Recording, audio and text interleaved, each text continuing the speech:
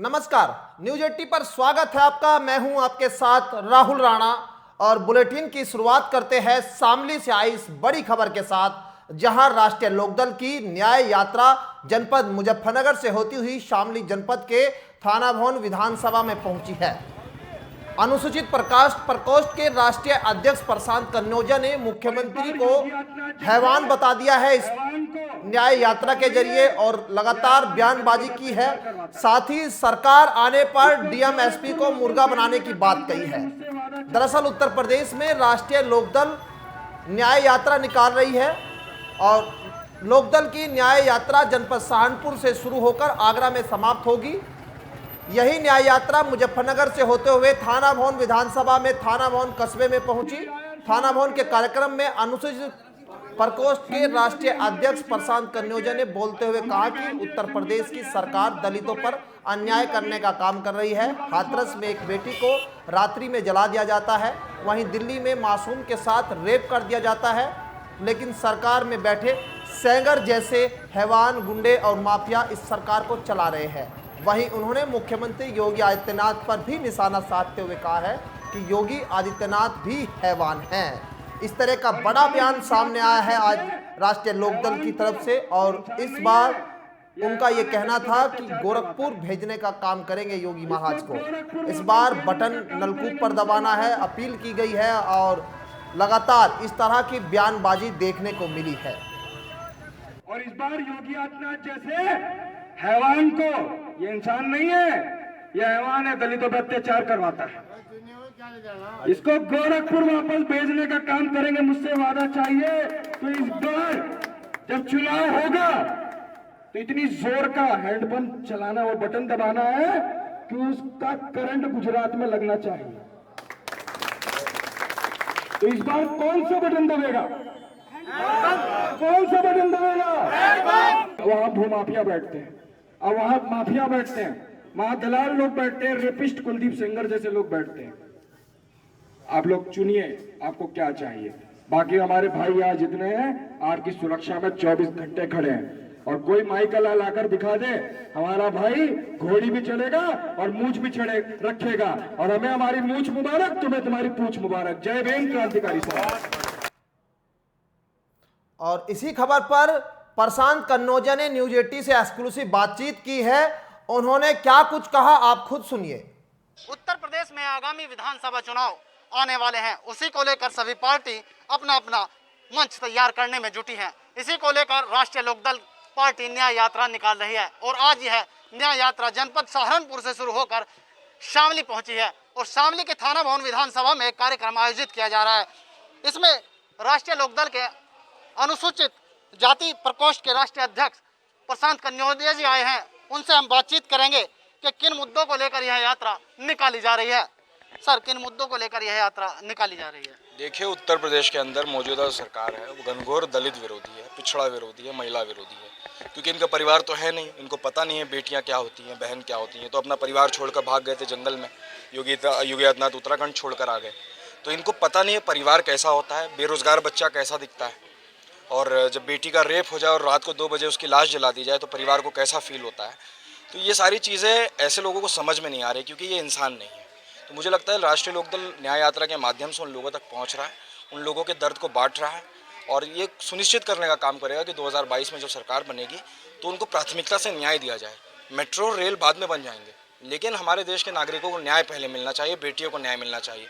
बाकी कंक्रीट वाले डेवलपमेंट से ज़्यादा ह्यूमन डेवलपमेंट में ज़्यादा विश्वास करती है आरएलडी। आगामी विधानसभा चुनाव है और चूंकि पश्चिमी उत्तर प्रदेश है, किसानों को लेकर भी राजनीति यहाँ पर लंबे अरसे से की जा रही है, चूंकि कृषि प्रधान देश है, तो इसको लेकर राष्ट्रीय लोकदल काफ़ी मुद्दे किसानों के उठाती रही है।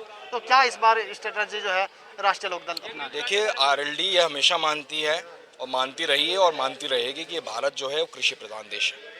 लेकिन जब से नरेंद्र मोदी जी सत्ता में आए हैं तब से उन्होंने अंबानी अडानी प्रधान देश बना दिया है। तो हमारी कोशिश यही है कि वापस इसको कृषि प्रधान देश बनाया जाए, जहां कृषियों की बात हो। आज कोई भी कृषि अपने बेटे को किसान नहीं बनाना चाहता, ये बहुत दुर्भाग्य की बात है। जो व्यक्ति हमारे अन्नदाता हैं, वो लोग कहते हैं ना कि बावड़ा हुआ इंसान पाथर पूजन जाए, घर की चकिया केहू ना पीसे जिसका पीसा खाए। तो जो किसान है, जो हमें अन्न दे रहा है, आज उसको खालिस्तानी बोलते हैं, पाकिस्तानी बोलते हैं, टीवी बहसों में उसको बदनाम करने का काम करते हैं, बोलते हैं इनकी फंडिंग आ रही है। तो मुझे लगता है कि जिनका रोटी से नाता है वो सब किसान के साथ हैं, और जिनका गोबर गौमूत्र से नाता है वो किसान के खिलाफ में है। लगता है आपको 2022 में आपकी सरकार आ रही है? निश्चित आ रही है, और ये हम नहीं कह रहे हैं, जनता कह रही है। आप जनता में जाएंगे, कोरोना में जिस प्रकार ऑक्सीजन के लिए तड़प तड़प के मरे, बेड के लिए तड़प तड़प के मरे, तो लोगों को ये समझ में आ गया कि ये जो हिंदू मुसलमान वाली राजनीति है इससे किसी का फ़ायदा नहीं है। उनको लगता है कि इस देश के अंदर एक स्वास्थ्य क्रांति होनी चाहिए ताकि हर लोगों को बेसिक हेल्थ इंफ्रास्ट्रक्चर अवेलेबल हो। और मुझे लगता है योगी आदित्यनाथ को तो पता ही नहीं है हेल्थ इंफ्रास्ट्रक्चर क्या होता है, उनको तो स्पेलिंग भी नहीं पता होगी हेल्थ इंफ्रास्ट्रक्चर की स्पेलिंग क्या होती है। तो ऐसे जाहिल अनपढ़ लोग जब बंदर के हाथ में उस्तरा दोगे तो गंजा ही कर देगा। वो तो कहते हैं कि इससे पहले मेडिकल कॉलेज नहीं थे और उन्होंने अभी भी घोषणा की है और उनकी सरकार में 30 से ज़्यादा मेडिकल कॉलेज बनाए गए। घोषणा की है ना, 30 से ज़्यादा बनाए गए। बनाएंगे, बने नहीं है, बनाए गए हैं 12 पहले नहीं थे, नहीं, मतलब नाम बदला गया, नाम बदला गया है उसका। वो हॉस्पिटल पहले से ही थे, थोड़ी सी पेंटिंग करके उसका नाम बदल के गुलवलकर, सावरकर ऐसे नाम रख दिया गया है। योगी आदित्यनाथ का इंफ्रास्ट्रक्चर डेवलपमेंट कोई गिना नहीं सकता। नाम बदलने की राजनीति आप लखनऊ जाकर मुझे एक बता दीजिए योगी आदित्यनाथ ने बनाया? ना स्टेडियम बनाया, ना रोड बनाया, ना आगरा एक्सप्रेस बनाया, कुछ भी नहीं बनाया। मुझे लगता है कि वो सिर्फ नाम बदलने वाली राजनीति में, मुझे लगता है कल से वो बेरोजगारों को अगर कह देंगे कि कलेक्टर हो जाए तो वो कलेक्टर मान लिए जाएंगे। तो योगी आदित्यनाथ जैसे व्यक्ति को मतलब कोई प्रशासनिक नॉलेज नहीं, कुछ पता नहीं। मैं वही कह रहा हूँ ना, बंदर के हाथ में उस्तरा दिया, उसने गंजा कर दिया पूरे प्रदेश को। और राष्ट्रीय लोकदल के कार्यकर्ता हमारे साथ हैं, उनसे बातचीत करेंगे किस मुद्दों को लेकर यह न्याय यात्रा निकाली जा रही है। बहनों की सुरक्षा इस देश में कुछ भी नहीं है। बेटियों की जो न्याय यात्रा चल रही है, मैं सहारनपुर से, जहाँ से न्याय यात्रा स्टार्ट हुई है, मैं वहाँ से साथ चल रही हूँ, सभी ज़िलों में जा रही हूँ। जहाँ पर भी जाते हैं यही आवाज़ आती है कि हमारी बेटियाँ सुरक्षित नहीं हैं। उनको न्याय दिलाने का काम किया जाएगा। बहनों की या बेटियों की, महिलाओं की सबसे बड़ी समस्या यही होती है, सुरक्षा या महंगाई। इन सब प्रदेश गवर्नमेंट तो जो है कानून राज की बात कर रही है और महिलाओं के लिए तमाम कानून कड़े करने की बात कर रही है। ये गलत कह रहे हैं। कानून राज नहीं, ये सिर्फ राम राज के नाम पे लोगों को धोखा देते हैं। अगर राम राज की बात करें तो उसमें भी बहनें या बेटियां सुरक्षित हुआ करती थी। यहाँ बेटियां नहीं, यहाँ पे जानवरों को अहमियत दी जाती है। मैं ये नहीं कहती कि जानवरों को अहमियत ना दी जाए, लेकिन हर घर में बेटी होती है और बेटी अगर कहीं पे भी कुछ उसके साथ हो जाए तो कोई भी सरकार उन्हें न्याय दिलाना ही नहीं चाहती। योगी आदित्यनाथ तो कहते हैं कि उन्होंने मिशन महिला शक्ति चलाया है और कई ऐसी योजनाएं चलाई हैं जो महिलाओं को भागीदारी कर रही है और उन्हें सुरक्षा का सम्मान मिल रहा है। बिल्कुल चलाया है, लेकिन आपने देखा भी होगा सिर्फ मंचों पे, सिर्फ मंच पे फोटो आते हैं, अखबारों में आते हैं, सही मायने में धरातल पर कुछ भी नहीं है। मैं धरातल पर देखती हूँ, कहीं पे भी नहीं है। आज मैं निकल रही हूँ, आप देख सकते हैं, कहीं पे भी आप 10 बजे के बाद अपनी बेटी को, आप मीडिया से हैं, आप अपनी बेटी को बाहर नहीं भेजना चाहेंगे। अगर सही मायने में इस तरह का कानून चल रहा है तो सुरक्षा होनी चाहिए थी, लेकिन सिर्फ इनका ऑन पेपर सब कुछ चलता है, कहीं कुछ नहीं। राष्ट्रीय लोकदल के नेताओं ने न्याय यात्रा के दौरान सत्ता पार्टी पर कड़ा प्रहार किया है, जहां उन्होंने गांव-गांव जाकर अनुसूचित जाति के लोगों को न्याय दिलाने की बात कही है, तो वहीं 2022 में अपनी सरकार आने का दावा किया है। और बढ़ते हैं अगली खबर की ओर। अगली खबर बिजनौर से है, जहां बर्थडे पार्टी पर तमंचे से केक एंजॉय किया गया है। बिजनौर में देसी तमंचे से केक काटने का मामला सामने आया है। उत्तर प्रदेश के बिजनौर जिले में सोशल मीडिया पर तमंचे से केक काटते हुए एक शख्स का वीडियो वायरल हो गया है। अपने साथियों के संग में बाइक के ऊपर केक रखकर देसी तमंचे से बर्थडे केक काटते हुए युवक का वीडियो साफ तौर पर देखा गया है। न तो इस बर्थडे बॉय को कानून का कोई डर था, न ही अपनी जान का कोई खौफ नजर आया। केक काटता युवक इस तरह से मुस्कुरा रहा है जैसे कि वो कहीं का डॉन हो। वीडियो देखिए कैसे पहले शान से देसी तमंचा निकालता है, बाद में तमंचे की नोक से केक काटता है और इसकी इस बहादुरी पर उसके दोस्त भी खुश है। अगर इस दौरान कोई घटना घटित हो जाती है, कोई हादसा हो जाता है, तो उसका जिम्मेदार कौन है, यह बड़ा सवाल है। फिलहाल वीडियो सोशल मीडिया पर वायरल हो रहा है। पुलिस भी इस शख्स की तलाश में जुटी हुई है।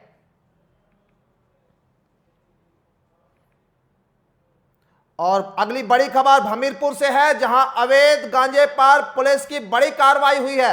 अवैध गांजे तस्करों पर पुलिस ने बड़ी कार्रवाई की है। 25 किलोग्राम अवैध गांजे सहित 2 अंतर जनपदीय अभियुक्त गिरफ्तार हुए हैं। एसओजी टीम एवं सुमेरपुर पुलिस के संयुक्त अभियान में मिली है बड़ी सफलता।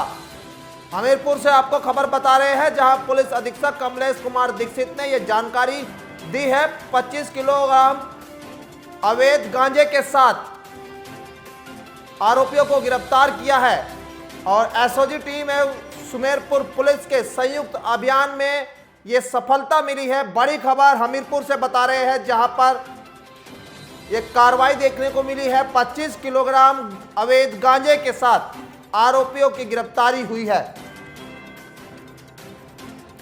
और पुलिस अधीक्षक कमलेश कुमार दीक्षित ने यह पूरी जानकारी दी है। बड़ी खबर आपको हमीरपुर से बता रहे हैं। हमीरपुर में 25 किलोग्राम अवैध गांजे के साथ आरोपी गिरफ्तार हुए हैं।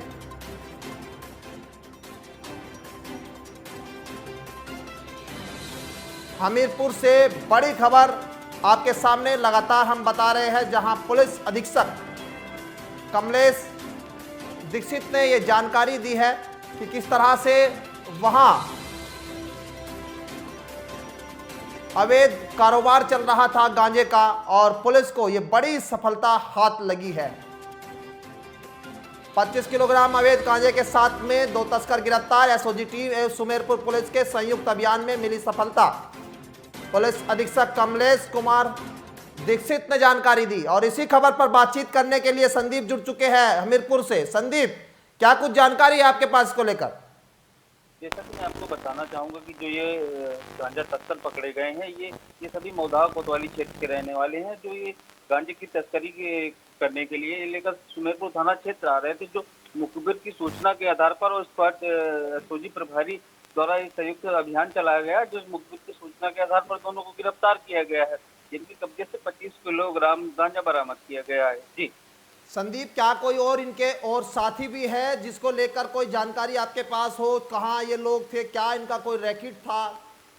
जी, जैसा कि पुलिस द्वारा बताया जा रहा है कि ये गिरोह काफी समय से पुलिस के लिए सरदर्द बना हुआ था और इसके गिरफ्तारी के लिए लगातार प्रयास भी किए जा रहे थे, जिसके चलते मुखबिर की सूचना पर यह कार्रवाई की गई है। और इनके अन्य साथी जो हैं, जो अभी पुलिस की गिरफ्त से बाहर हैं, जिनको पुलिस द्वारा पकड़ने का दावा किया जा रहा है कि जल्दी उनको पकड़कर गिरफ्तार किया जाएगा। जी चलिए, बहुत शुक्रिया आपका तमाम बातचीत करने के लिए संदीप। और लगातार संदीप बता रहे थे कि किस तरह से आरोपियों के खिलाफ पुलिस ने यह अभियान छेड़ा है और इसमें इन आरोपियों को गिरफ्तार किया है। इनके जो सर्कल के लोग हैं उनको भी तलाश किया जाएगा।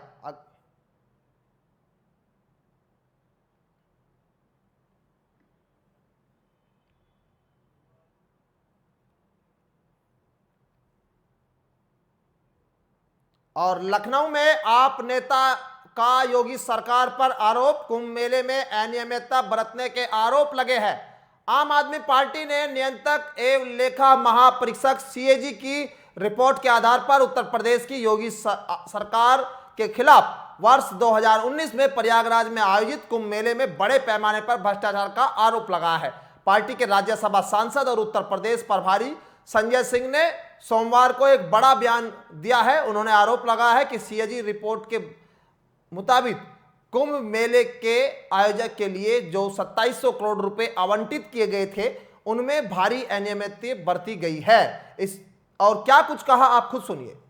प्रभु श्री राम का मंदिर हो या प्रयागराज का कुंभ, भ्रष्टाचार का कोई मौका भारतीय जनता पार्टी की आदित्यनाथ जी की सरकार छोड़ नहीं रही। अभी एक गवर्नमेंट ऑडिट हुआ है, यानी कि सरकारी ऑडिट, और उस सरकारी ऑडिट में बताया गया है कि 2700 करोड़ रुपए जो कुंभ मेले के आयोजन के लिए आवंटित किया गया था, उसमें भारी अनियमितता बरती गई है, भारी गड़बड़ी की गई है। एक छोटा सा उदाहरण मैं देता हूं। उस ऑडिट में यह पकड़ा गया है कि 32 ट्रैक्टर खरीदे गए। 32 ट्रैक्टर कुंभ के मेले के आयोजन में खरीदे गए। जो ट्रैक्टर कार के नंबर पर हैं, मोपेड के नंबर पर हैं, स्कूटर के नंबर पर हैं। तो आप अंदाजा लगा सकते हैं कि कुंभ के मेले के नाम पे कितना बड़ा भ्रष्टाचार हुआ है। मैं आदित्यनाथ जी से कहना चाहता हूं, भारतीय जनता पार्टी से कहना चाहता हूं, कम से कम धर्म को तो बख्श दो, धर्म को तो छोड़ दो। कभी प्रभु श्री राम के मंदिर के नाम पे चंदा चोरी करते हो आप लोग, और कभी प्रयागराज के कुंभ मेले के आयोजन के नाम पे भ्रष्टाचार करते हो। पूरे उत्तर प्रदेश की जनता आपके सच को देख रही है और समय आने पर जवाब देगी। और खबर दिल्ली से है, जहां ओवैसी का योगी सरकार पर बड़ा हमला सामने आया है। योगी सरकार पर हमला करते हुए ओवैसी ने कहा है कि नाम बदलने की सिर्फ यूपी में राजनीति हो रही है। उत्तर प्रदेश के पूर्व मुख्यमंत्री कल्याण सिंह के सम्मान में सरकार ने अयोध्या सहित 6 जिलों की सड़कों का नामांकन उनके नाम पर करने का फैसला लिया था, लेकिन इस पर भी हैदराबाद के सांसद असदुद्दीन ओवैसी ने योगी सरकार पर हमला बोला है। ओवैसी ने कहा है कि क्या नाम बदल दिए, कभी इलाहाबाद का नाम प्रयागराज किया, कभी स्टेशनों के नाम बदल दिए। नाम से ज्यादा काम करने की जरूरत है। अरे भाई क्या क्या नाम बदल दिए, इलाहाबाद का नाम प्रयागराज करे। आप भी तो इलाहाबाद से आते हैं मेरे भाई। गंगा के पानी के ऊपर लाशें तीर रही थी, नाम बदलने से क्या किसी को ऑक्सीजन मिल गया? गंगा के किनारे लाशों पर कुत्ते खा रहे थे, नाम बदलने से कुछ हो गया? जलाने के लिए लकड़ी नहीं थी कोविड सेकेंड वेव में, तो नाम बदलने से नौकरी मिल गई। 37 लाख यूपी के अनएम्प्लॉयमेंट पोर्टल पे बेरोजगार नौजवान के नाम है और इनको नाम बदलने की फिक्र है। अरे नाम से ज़्यादा काम करिए ना, गवर्नेंस करिए। महिलाओं पे जुल्म होते रहता है। खबरों में मेरे साथ फिलहाल इतना ही। मुझे दीजिए इजाजत। नमस्कार।